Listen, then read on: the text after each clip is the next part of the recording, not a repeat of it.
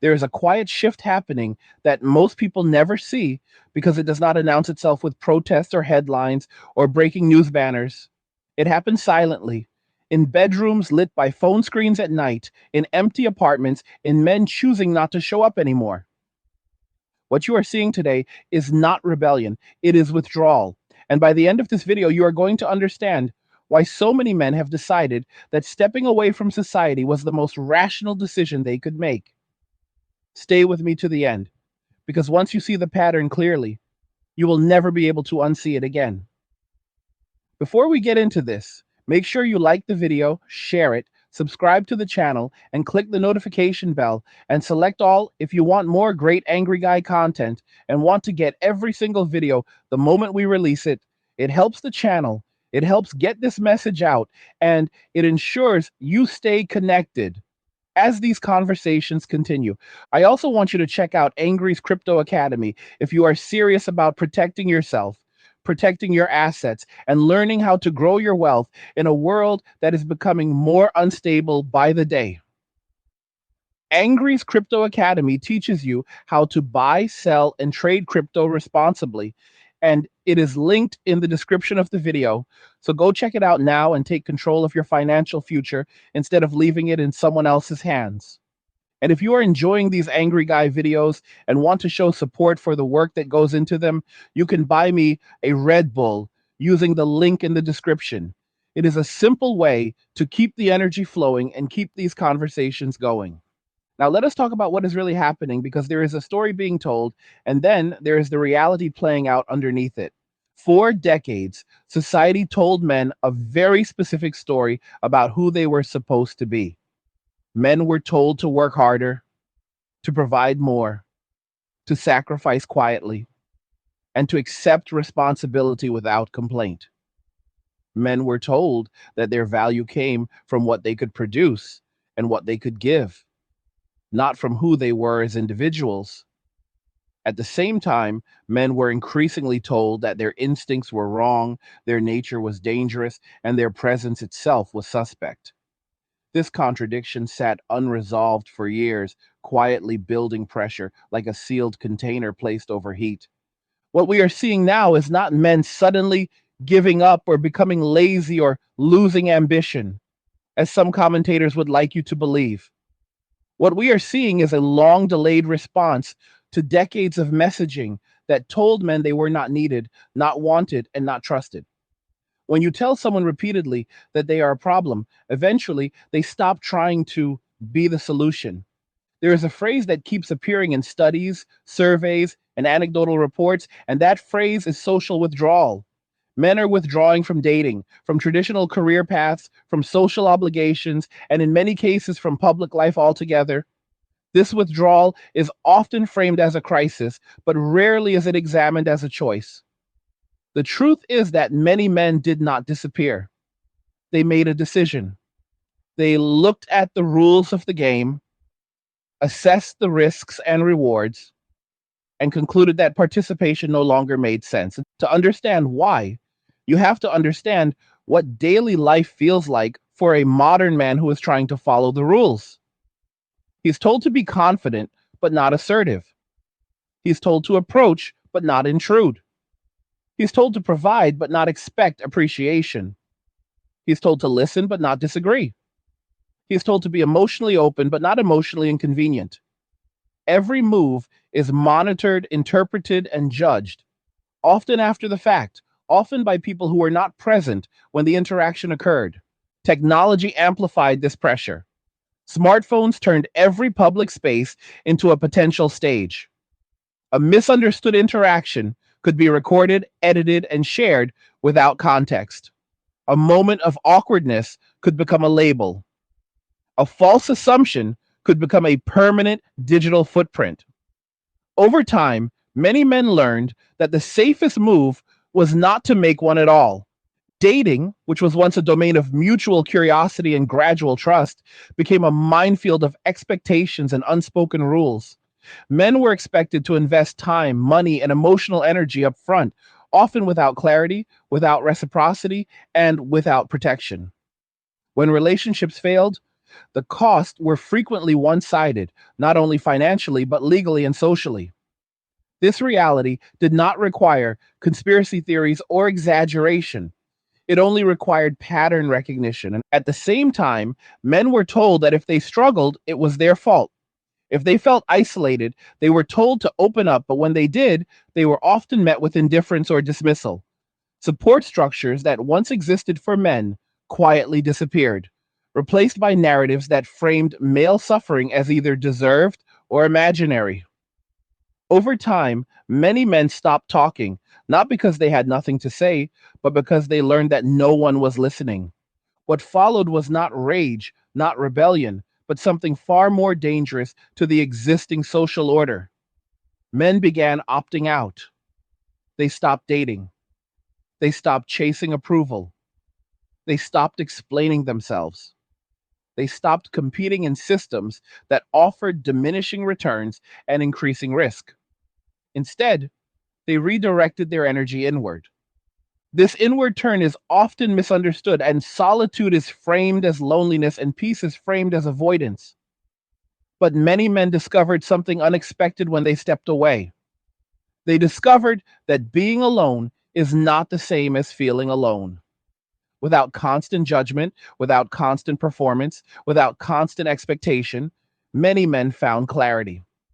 They began asking themselves what they actually wanted, not what they were told they should want.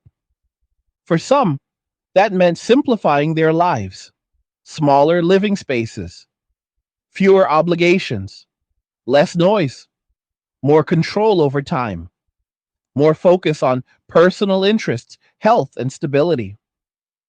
For others, it meant deepening skills, building quiet competence, and investing in long term security rather than short term validation. This was not retreat, it was recalibration. Historically, men served as a buffer between the harshness of reality and the people they cared about. They absorbed risk, stress, and responsibility so others could feel safe. But that role only functions when it is acknowledged and respected. When it is treated as exploitative or disposable, the incentive disappears.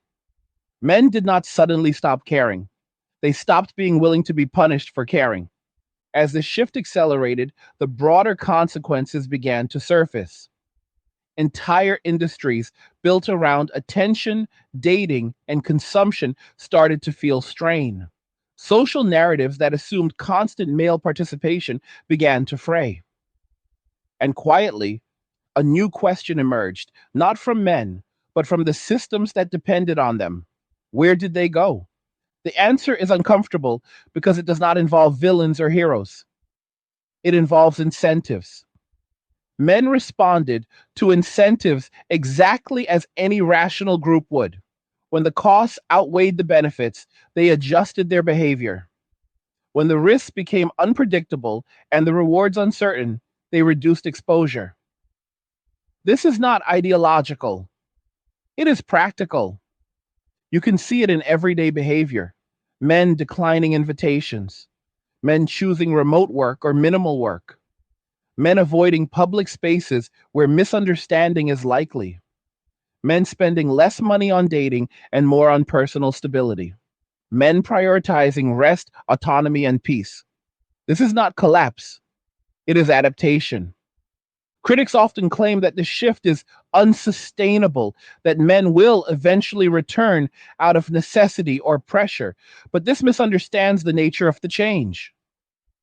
Once someone experiences peace after prolonged stress, it is difficult to convince them to willingly return to chaos. Once someone regains control over their time and resources, they become far more selective about how they give them away. There's also a generational component. Younger men watched what happened to older men.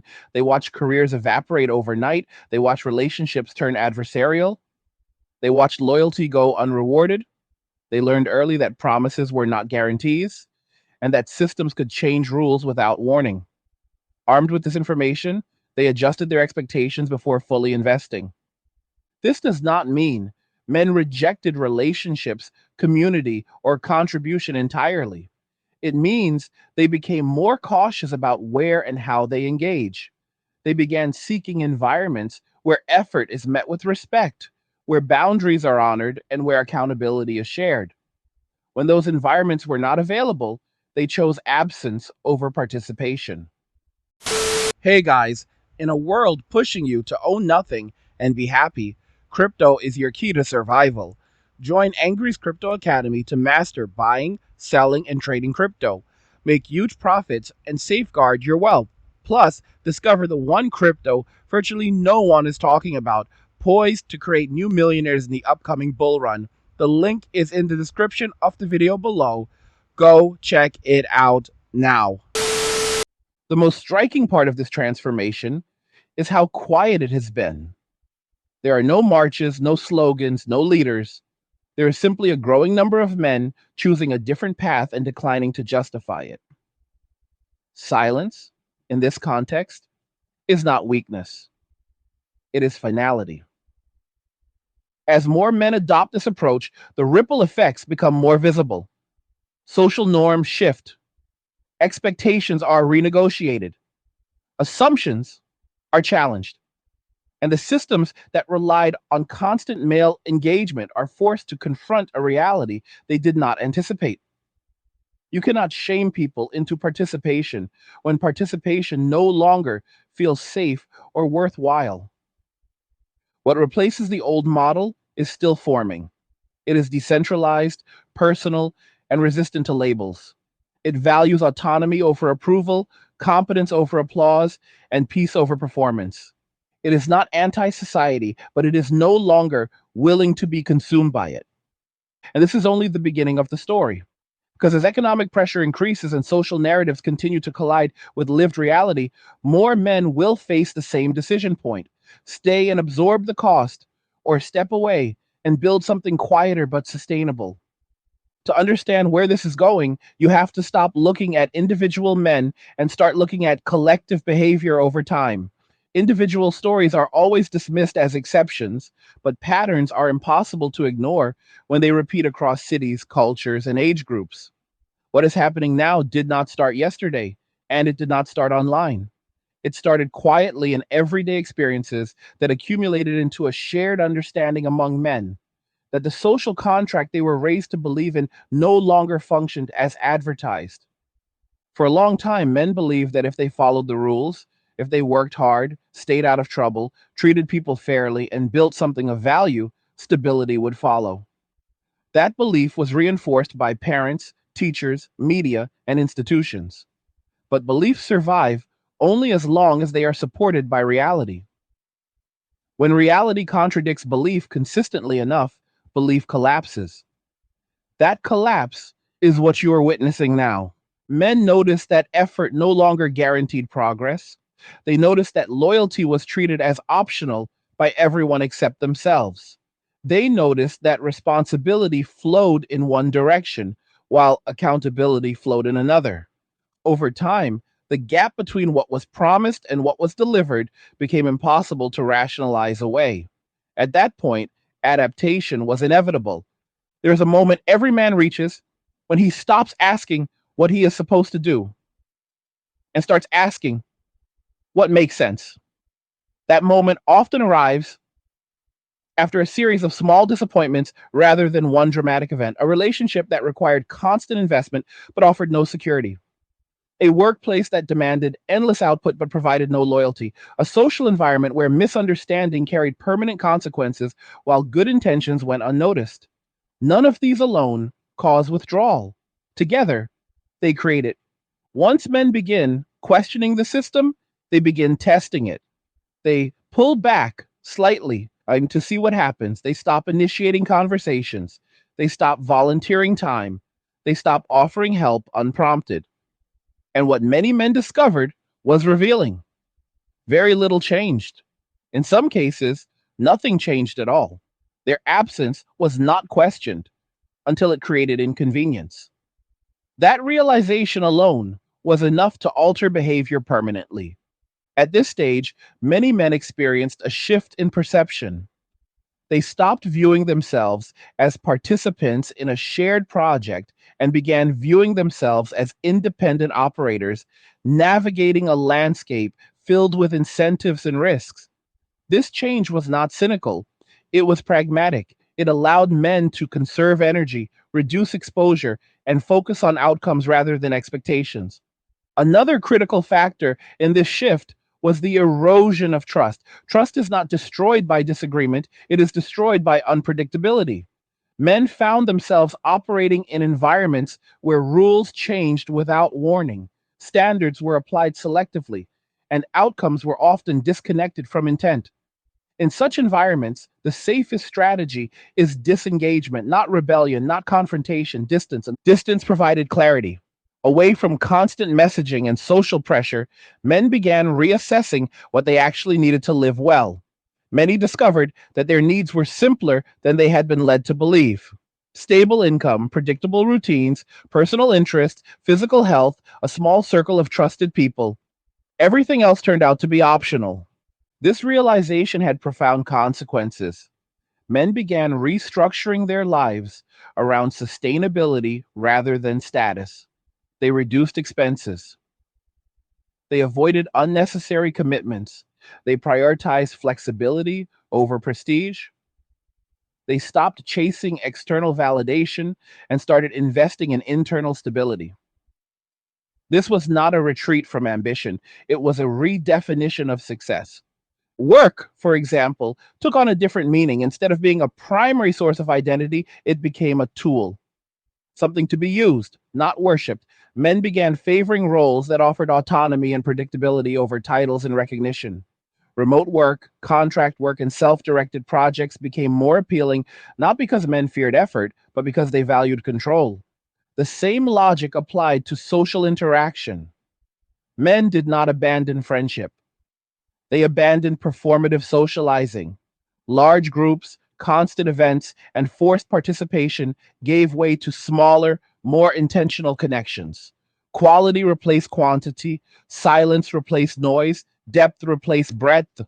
One of the most misunderstood aspects of this shift is the claim that men are unhappy. This assumption often comes from external observers projecting their own fears onto male behavior. But surveys and qualitative data consistently show a different picture. Many men report increased peace, reduced anxiety, and greater satisfaction after disengaging from high pressure social expectations. Happiness, it turns out, does not always look like visibility. This creates a problem for narratives built around constant engagement. A man who is content without validation is difficult to market to, difficult to shame, and difficult to manipulate. He does not respond predictably to incentives based on fear of exclusion or desire for approval. From the perspective of systems that rely on participation, this is deeply unsettling. As more men adopt this mindset, attempts to reverse the trend often rely on moral language rather than practical solutions. Men are told they owe society participation. They are told withdrawal is irresponsible or immature. But moral appeals only work when there is mutual obligation. When men no longer feel protected by the systems they are asked to support, those appeals lose their power. It is also important to understand that this shift is not driven by anger alone. Anger burns out quickly. What sustains long term change is clarity. Men are not acting impulsively, they are acting deliberately. They are making decisions based on observed outcomes rather than promised intentions. Once that habit forms, it rarely reverses. There is a generational feedback loop at work here as well.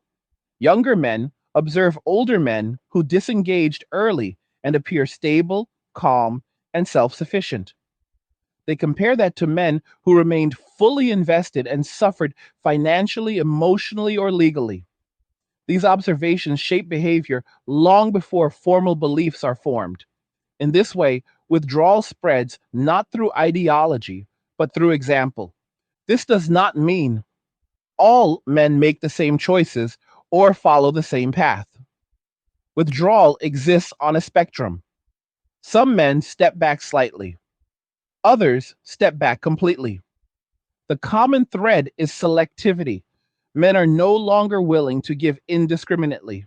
They choose carefully where to invest time, money, and emotional energy. As the selectivity increases, mismatches between expectation and reality become more visible. Systems designed for constant male input struggle to adapt. Social narratives lag behind behavioral change. Attempts to reframe disengagement as failure or weakness fall flat when contradicted by observable outcomes. Men who are stable, healthy, and content do not see themselves as failing, regardless of how they are described. Another consequence of this shift is the breakdown of certain assumptions about masculinity. Traditional masculinity emphasized endurance, sacrifice, and silence.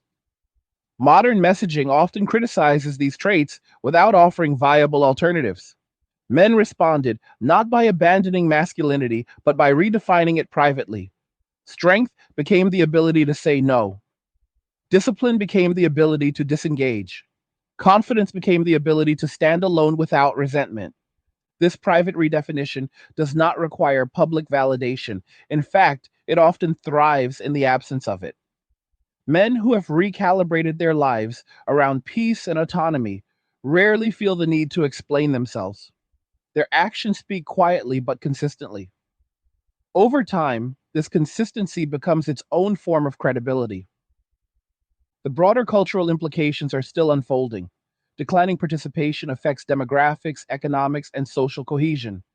But addressing those consequences requires honesty about causes. Blaming men for responding rationally to incentives only deepens disengagement.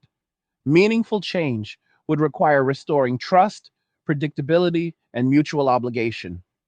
Those are not achieved through slogans or campaigns. What makes this moment unique is that men are no longer waiting for permission to change. They are not organizing, demanding, or negotiating. They are simply adjusting their behavior and moving on. This makes the shift harder to confront because there is no clear opponent and no clear demand. There is only absence. And absence, however, is powerful. It forces reflection, it reveals dependencies, it exposes assumptions. When enough people quietly step away, the structure they leave behind must either adapt or collapse. This is not a threat, it is a natural consequence of collective choice. In many ways, what we are witnessing is a return to fundamentals. Men are rediscovering the value of simplicity, routine, and self reliance. They are prioritizing health, financial stability, and personal competence. These priorities do not make headlines, but they build resilience. And resilience, unlike popularity, compounds over time. As pressures continue to mount across society, more people will be forced to evaluate where their energy goes and what they receive in return. Men simply reached that conclusion earlier. They tested the system, learned from the results, and adjusted accordingly. To understand how deep this shift really goes, you have to look beyond personal lifestyle changes and examine the economic and social structures that were quietly built on the assumption of constant male participation. For generations, men formed the backbone of production, infrastructure, maintenance, and financial contribution. Their labor funded systems, their taxes sustained institutions, and their risk tolerance allowed entire economies to function. When a significant portion of that group reduces participation, even slightly, the effects ripple outward in ways that cannot be ignored forever. At first, these changes appear subtle. Fewer men competing for promotions, fewer men volunteering for overtime, fewer men entering high stress, high liability roles. Over time, however, those small shifts accumulate. Productivity declines, not because men stopped working entirely, but because they stopped overextending themselves for systems that offered diminishing returns. They began doing Exactly what was required. Nothing more, nothing less. This recalibration exposed how much unpaid or underappreciated effort had been quietly sustaining the system all along. Financial behavior changed alongside work behavior. Men became more cautious spenders. They stopped financing lifestyles that were not their own. They questioned the logic of debt, long term obligations, and financial entanglements that limited flexibility. Savings rates increased among those who disengaged. Investment strategies became more conservative and long term focused. The emphasis shifted from appearing successful to actually being secure. This shift had implications for consumer driven economies. Entire markets built around dating, status, and performative consumption began to soften. Luxury experiences, premium services, and social signaling lost some of their appeal. Men who no longer sought external validation had little incentive to participate in these markets. They preferred utility, durability, and value. This preference quietly reshaped demand. Relationships were affected even more dramatically. Traditional relationship dynamics assumed a steady flow of male initiation, investment, and compromise. When that flow slowed or stopped, confusion followed. Many men did not reject relationships outright. They rejected asymmetry. They became unwilling to enter arrangements where expectations were high, boundaries were unclear, and exit costs were severe. This selectivity led to a noticeable change in courtship behavior. Men stopped initiating conversations in ambiguous environments. They avoided situations where intentions could be misinterpreted. They declined roles that required emotional labor without reciprocity. Instead, they focused on environments where expectations were explicit and accountability was mutual. When those environments were unavailable, they chose solitude without resentment. Solitude, in this context, became a strategic choice rather than a failure. Men discovered that solitude allowed them to rebuild internally without constant evaluation. It provided space for reflection, growth, and stability. Far from being isolating, the solitude often felt restorative. Without constant social friction, men reported improved focus, better health, and a clearer sense of direction. This development challenged long held assumptions about fulfillment. For years, fulfillment was presented as something granted through relationships, status, or external achievement. Men began discovering fulfillment through self mastery, competence, and autonomy. This did not eliminate the desire for connection, but it reframed it. Connection became a complement to a stable life, not a requirement for self worth. As these patterns spread, institutions struggled to respond. Policies and messaging designed to encourage participation failed to address underlying incentives. Encouragement without protection felt hollow. Appeals to duty rang empty in the absence of fairness. The gap between rhetoric and reality widened further. Attempts to shame men back into participation often had the opposite effect.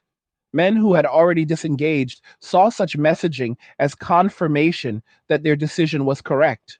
Shaming requires the target to value the opinion of the shamer. Many men no longer did. Once that psychological tie was severed, social pressure lost its effectiveness. Another important element in this shift is how men process risk. Men are often described as risk tolerant, but that tolerance depends on perceived reward. When rewards become uncertain or costs become disproportionate, risk tolerance collapses. Men did not become risk averse, they became risk aware. They began assessing probabilities rather than promises. Legal and financial risks played a significant role in this reassessment. Complex systems with unclear outcomes discourage participation. Men learned that even good intentions could lead to long term consequences beyond their control. Faced with this reality, many men adopted a minimalist approach to obligation. Fewer commitments meant fewer vulnerabilities. This minimalist approach extended to emotional investment as well. Men became more guarded, not because they feared connection, but because they valued stability. Emotional openness without safety felt reckless. Trust without reciprocity felt naive. Men learned to pace themselves, to observe behavior over time rather than rely on words or assurances. As men withdrew from traditional roles, new informal networks emerged. Online communities, small peer groups, and interest based connections replaced large social structures. These networks prioritized shared values, honesty, and mutual respect. They operated without rigid hierarchies or performative norms. Participation was voluntary and flexible. This decentralized model appealed to men who valued autonomy. The result was a quiet reorganization of male social life, fewer obligations and fewer expectations, more intentional connection. Men who found these networks reported a sense of belonging without pressure. They could contribute without being consumed. They could step back without being punished. Critics often misinterpret this reorganization as apathy. In reality, it represents a shift in energy allocation. Men did not lose interest in life, they redirected interest toward domains where effort produced tangible returns. They chose environments where their presence mattered and their boundaries were respected. This redirection had long term implications for leadership and innovation. Men who disengaged from traditional structures often pursued independent projects, small businesses, or personal development initiatives. These endeavors rarely made headlines, but they accumulated quietly. Over time, this distributed productivity became a significant force operating outside conventional institutions. Education patterns also began to shift. Men questioned the value of credentials disconnected from practical outcomes. They favored skill acquisition over symbolic achievement. Online learning, apprenticeships, and self directed study gained appeal. Knowledge became a tool rather than a status marker. This pragmatic approach extended to identity as well. Men became less interested in labels and more interested in outcomes. They defined themselves by what they could do, not how they were categorized. This focus reduced internal conflict and increased resilience. Identity rooted in competence is difficult to destabilize. As society grappled with these changes, narratives struggled to keep pace. Simplistic explanations failed to capture the complexity of the shift. Blame offered comfort, but not solutions. Without addressing incentives, no amount of messaging could reverse behavior that was producing better results for those who adopted it. The most telling indicator of permanence is repetition. Men who disengaged rarely returned to previous patterns, even when conditions temporarily improved. Once autonomy was experienced, it became a baseline expectation. Men adjusted forward, not backward. This creates a challenge for future planning. Systems built on assumptions of constant engagement must adapt to a reality of selective participation. This adaptation requires humility, transparency, and fairness. Without those elements, disengagement will continue. The next phase of this transformation will likely be even quieter than the last. As more men adopt minimalist, autonomous lifestyles, participation will decline, not dramatically, but steadily. This steady decline is harder to confront because it lacks a single cause or moment of collapse. It is simply the cumulative effect of millions of individual decisions. Understanding this requires abandoning moral judgment and embracing realism. Men responded to the environment as it existed, not as it was described. They acted in their own long term interest. That behavior is neither heroic nor malicious, it is human. And when you look toward the future, the most important thing to understand is that cultural momentum does not require permission to continue. Once a pattern becomes self reinforcing, it no longer depends on ideology or persuasion. It survives through observation and imitation. Younger men are not being taught to disengage through lectures or manifestos. They are learning by watching outcomes. They are watching which choices lead to stability and which choices lead to exhaustion. They are watching who appears calm and grounded and who appears constantly stressed and reactive. Those observations shape behavior far more effectively than any social campaign ever could. For young men coming of age now, the world looks very different than it did even a generation ago. The path that once promised reward through compliance now appears uncertain and narrow. Education is expensive, housing is inaccessible, and long term security feels fragile. At the same time, expectations remain high, and accountability feels one sided. Faced with this landscape, young men are doing what rational people do when resources are limited and risk is high. They are choosing restraint.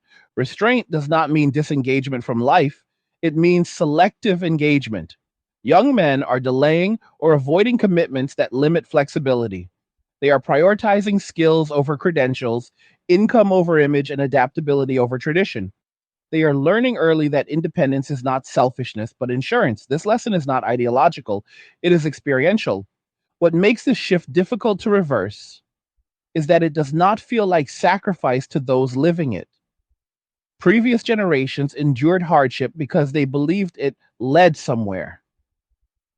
Today's men see hardship without a clear destination. When effort no longer correlates with outcome, motivation collapses. Motivation cannot be commanded. It must be earned through consistency and fairness. Family structures are also affected by this change. Traditional timelines for partnership, marriage, and parenthood are being reevaluated. Men are no longer rushing into roles that carry lifelong consequences without corresponding stability. This caution is often misinterpreted as immaturity or avoidance, but in reality, it reflects an increased awareness of long term responsibility. Men are not rejecting commitment, they are refusing irreversible decisions in unstable environments. As fewer men pursue traditional milestones, social expectations begin to shift. What was once considered normal becomes optional. What was once expected becomes negotiated. This negotiation creates discomfort for systems built on predictability. But discomfort does not stop change, it only reveals resistance. One of the most significant outcomes of the shift is the decoupling of identity from social approval. Men are learning that approval is conditional and temporary, while self respect is durable. This realization alters behavior at a fundamental level. A man who no longer seeks validation is free to make decisions based on logic rather than fear. That freedom changes how he works, how he relates, and how he plans. This is why attempts to appeal to emotion or obligation will often fail. They rely on assumptions that no longer hold. Guilt loses power when the person being guilted no longer accepts the premise. Shame loses power when the target does not share the value system of the shamer. These tools require buy in. Many men have quietly withdrawn that buy in. The conversation around purpose often misses this point. Purpose is frequently framed as something granted externally through roles or recognition. But men are rediscovering purpose through self directed goals, building competence, maintaining health, achieving financial stability, mastering a craft. These pursuits provide measurable progress and internal satisfaction. They do not require permission or applause. This inward focus is not isolationist. Men still interact with the world. They simply do so on their own terms. They choose when to engage and when to step back. They allocate energy carefully. Over time, this discipline compounds. Small improvements accumulate, stability increases, confidence grows quietly. As this approach spreads, it reshapes cultural expectations. Men who are stable without constant validation set a different example. They demonstrate that fulfillment does not require chaos or constant striving. This example challenges narratives that equate busyness with value and visibility with success. It introduces an alternative model, one based on sustainability rather than intensity. Media and institutions often struggle to represent this model because it does not produce dramatic stories. There is no spectacle in quiet competence. There is no outrage in calm consistency. These qualities do not generate clicks or headlines, but they do generate resilience. Over time, resilience outlasts spectacle. Another important aspect of the shift is how men relate to time. When external pressures decrease, men regain control over their schedules. This control allows for rest, reflection, and strategic planning. Men who are not constantly reacting can think long term. They can anticipate rather than respond. This shift from reactive to proactive behavior changes everything. Long term thinking leads to better decisions. Men become more patient. They avoid impulsive commitments. They plan for contingencies. They invest in assets rather than appearances. This planning mindset reinforces disengagement from systems that reward short term thinking and punish patience. The result is a widening gap between those who operate within traditional structures and those who operate outside them. This gap is not defined by ideology, but by incentives. One group continues to participate fully and absorbs the costs. The other participates selectively and retains flexibility. As outcomes diverge, the contrast becomes more visible. Attempts to close this gap without addressing incentives will fail. You cannot persuade people to accept worse outcomes for the sake of appearances. You cannot shame people into abandoning strategies that work. Realignment requires structural change, not narrative adjustment. This brings us to an uncomfortable truth. Many of the systems now experiencing strain were never designed to be fair. They were designed to function as long as participation remained high. When participation declines, flaws become visible. Instead of addressing those flaws, institutions often attempt to restore participation through pressure. This approach accelerates withdrawal rather than reversing it. Men sense this instinctively. They recognize when a system seeks compliance rather than improvement. They respond by stepping further back. Distance becomes a form of self-defense, not against individuals, but against instability. As more men adopt this defensive posture, the culture shifts again. Expectations are lowered, dependency is reduced, self-reliance becomes normalized. This normalization removes stigma from solitude and independence. What was once framed as failure becomes framed as choice. The long-term implications of this shift are still unfolding. Economically, socially, and culturally, selective participation changes everything. It forces reevaluation of assumptions that once went unquestioned.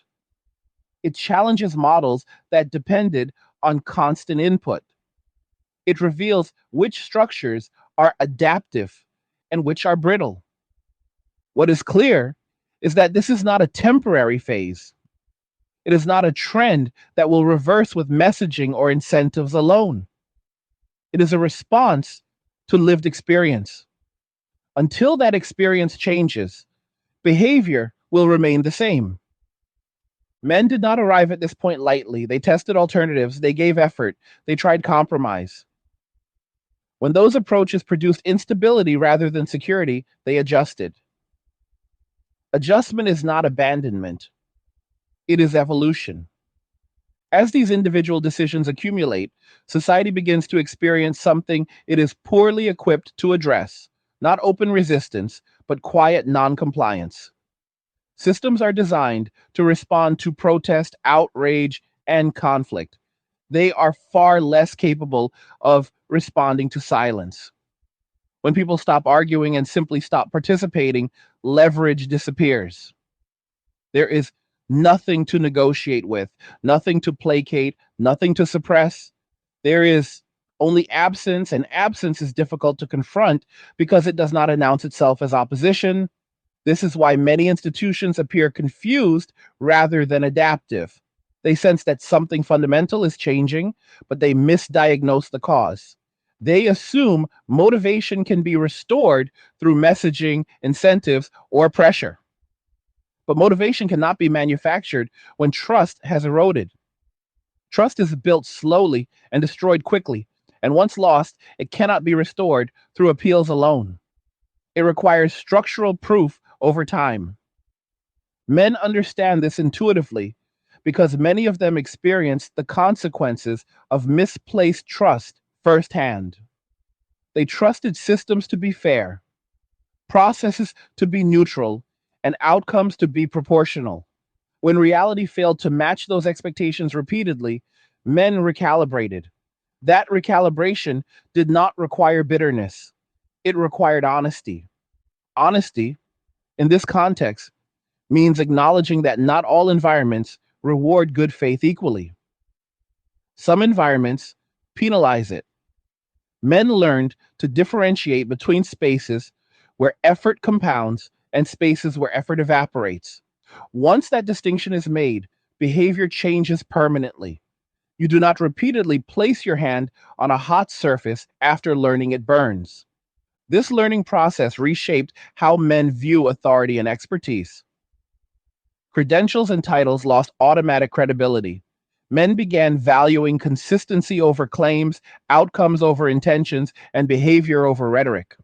This skepticism was not directed at individuals, but at systems that failed to align words with results. Once skepticism becomes a default posture, compliance becomes conditional. Conditional compliance is a major departure from the past. Previous generations often complied out of habit, expectation, or pressure. Today's men comply only when conditions make sense. When those conditions are absent, withdrawal becomes the rational alternative. This is not defiance, it is discernment. One of the most significant consequences of this shift is the breakdown of assumed male availability. For a long time, society operated on the assumption that men would step in when needed, work longer hours, fill dangerous roles, absorb stress, provide stability. That assumption no longer holds universally. Men are increasingly unwilling to absorb costs without corresponding benefits or protection. This creates tension in areas that rely heavily on male participation. Infrastructure, maintenance, emergency response, and physically demanding industries feel the strain first. These roles carry high risk and high responsibility, yet often lack respect or long term security. As men become more selective, fewer are willing to enter or remain in these fields. The result is not immediate collapse, but gradual degradation. Gradual degradation is deceptive because it lacks drama. Systems do not fail overnight, they weaken incrementally. Small delays become chronic. Minor shortages become persistent. Quality declines quietly.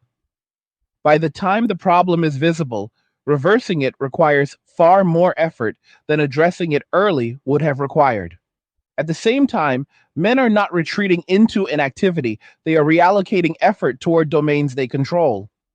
Home projects, independent income streams, skill development, health optimization.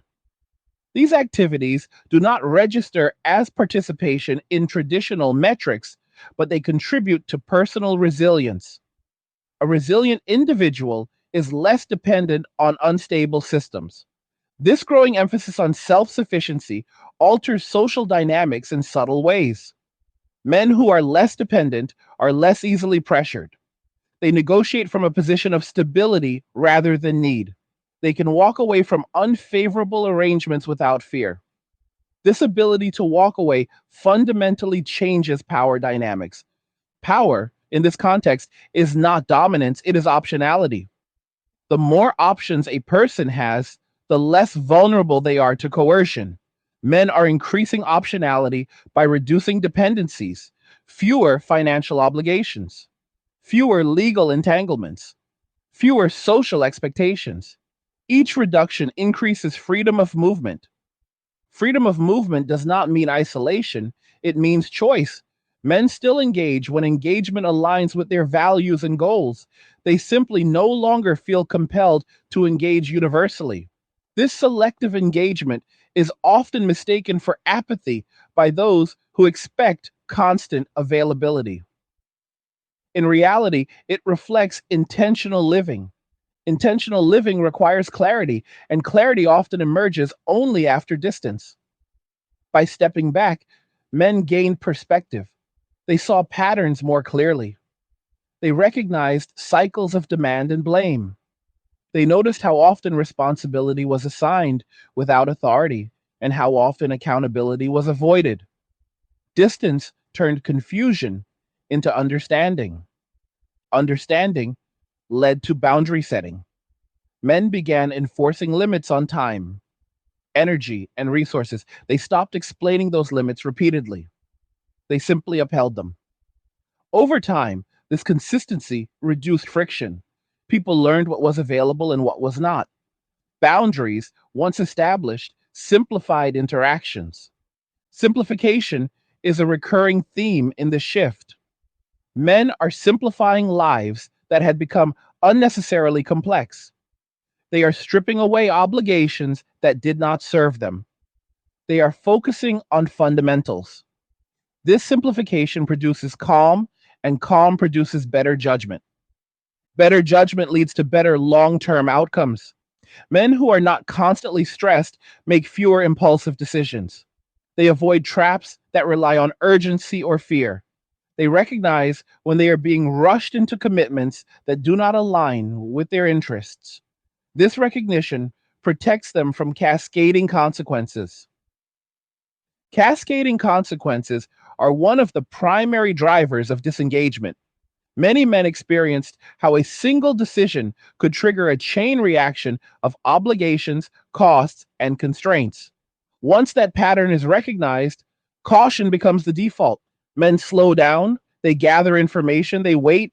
Waiting is often framed negatively in cultures that prize constant action.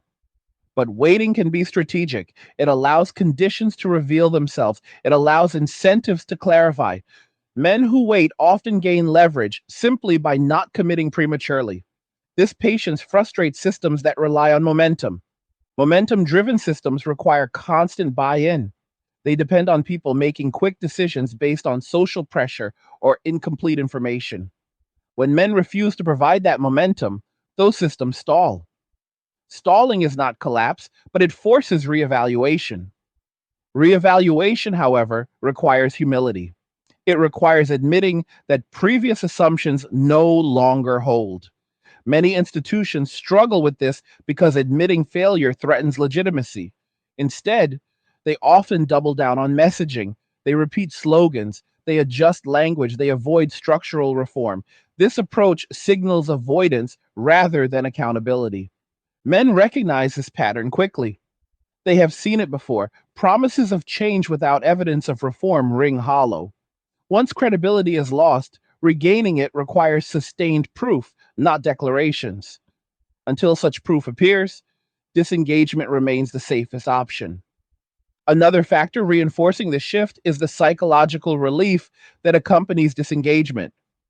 Chronic stress has measurable effects on health, cognition, and emotional regulation.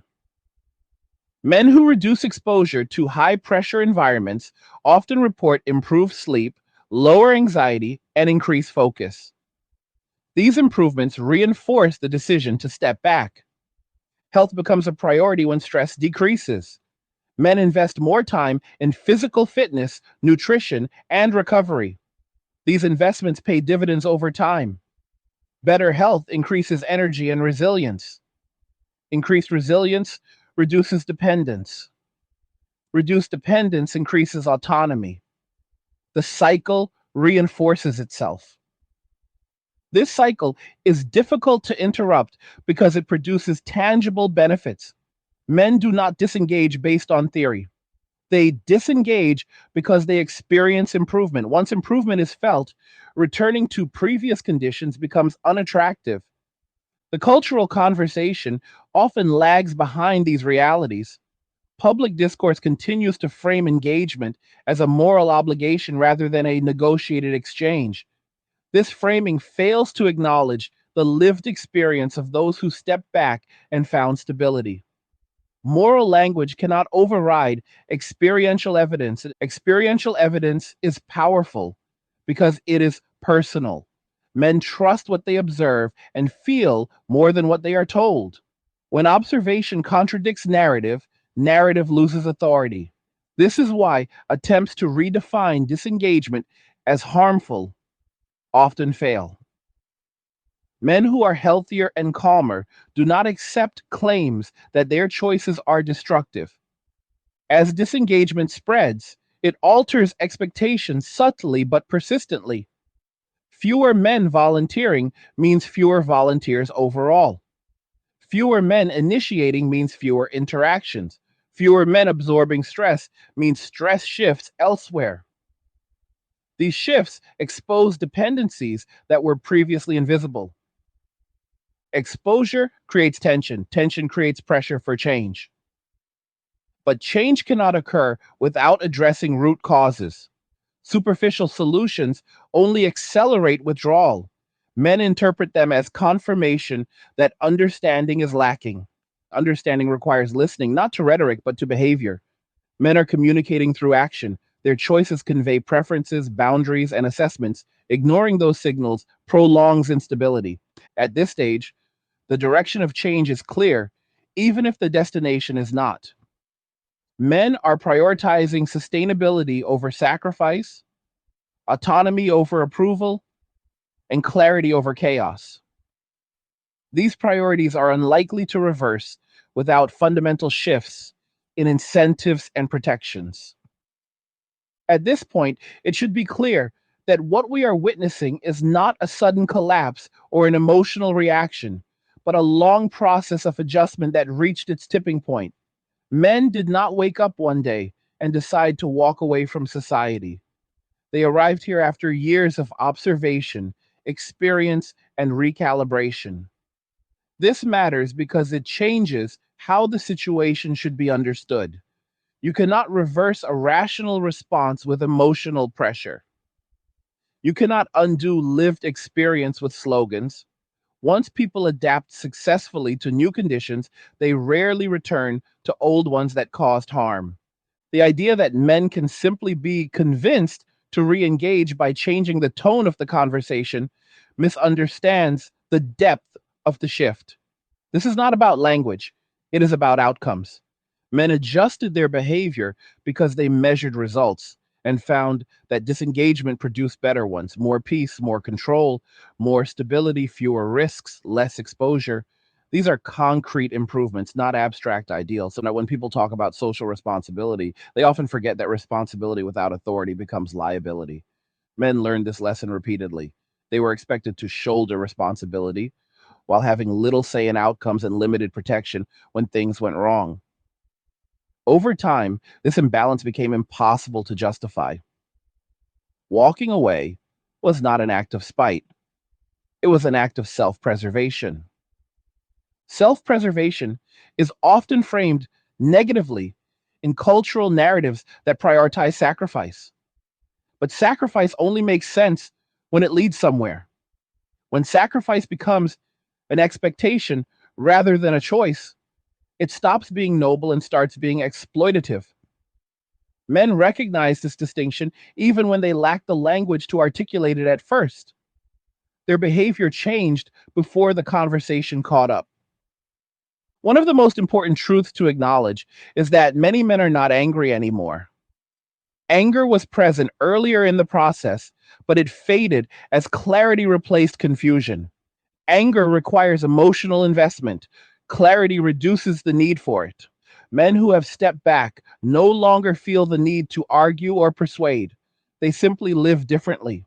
This is why so much of the response to male disengagement feels misaligned. Critics argue against positions men are no longer holding. They address grievances men have already moved past. They attempt to reignite emotional reactions that no longer exist.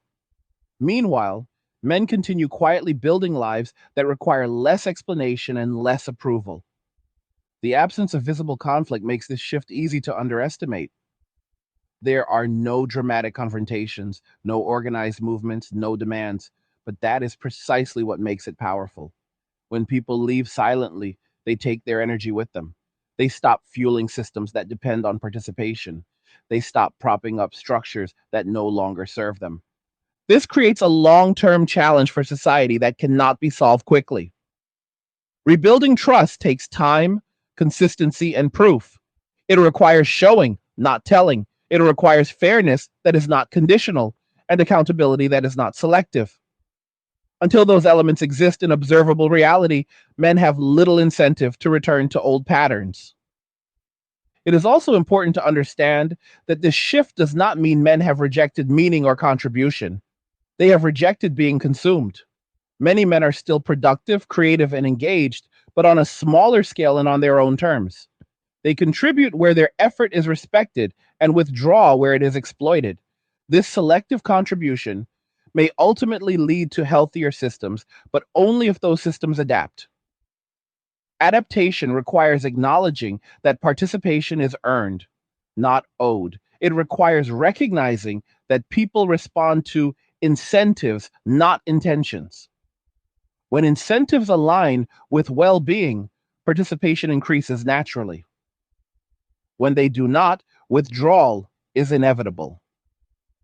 For individual men navigating this landscape, the lesson is not to harden or isolate, but to remain clear eyed.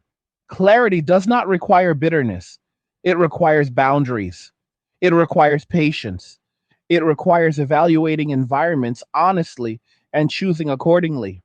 A man who understands his values and limits is difficult to destabilize. For those observing this shift from the outside, the most constructive response is curiosity rather than condemnation. Asking why people leave is more productive than demanding they return. Listening to behavior is more informative than reacting to narratives. Silence often communicates more truth than argument. What comes next will not be decided by speeches or campaigns. It will be decided by whether conditions change in ways people can feel. Stability, fairness, predictability, mutual accountability. These are not ideological demands. They are practical requirements for sustained participation. Until those requirements are met, men will continue choosing paths that maximize peace and minimize unnecessary risk. They will continue simplifying, disengaging selectively, and building resilience quietly. They will continue trusting what they observe over what they are told. And that brings us to the most uncomfortable conclusion of all. This is not something being done to society. It is something society allowed to happen by ignoring feedback for too long. Men responded rationally to the environment as it existed. If that environment changes meaningfully, behavior may change as well. But until then, the path many men have chosen makes sense. Now, I want to hear from you. What did you think about what we discussed today? Do you agree with this perspective? Have you noticed these patterns in your own life or among people you know? Leave a comment and share your thoughts because this conversation matters and it is far from over. And as always, like the video if you like it. Don't forget to subscribe. And if you like the video, share the video. And just remember that all roads lead to MMWA, men walking away, and cheers. Nothing says you care like crypto. Nothing can compare. Nothing says you care like crypto. Oh, nothing can compare to crypto.